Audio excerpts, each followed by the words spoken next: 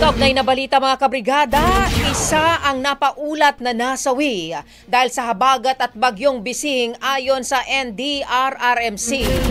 Brigada Kath Austria, ibrigada mo! Brigada!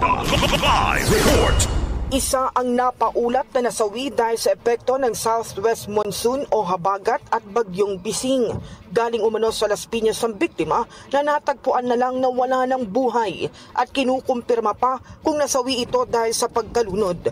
Ayon sa NDRRMC, aabot na sa 103,274 individuals o 32,606 families ang naapektuhan ng malawakang pagbaha at pag-ulan sa Region 1, Central Luzon, Cordillera Administrative Region at NCR.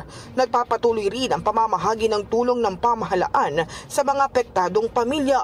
Umabot na sa halos 7 milyon ang naipapaabot na ayuda, kabilang ang family food packs at hygiene kits na ipinamamahagi ng DSWD at iba pang ahensya ng pamahalaan.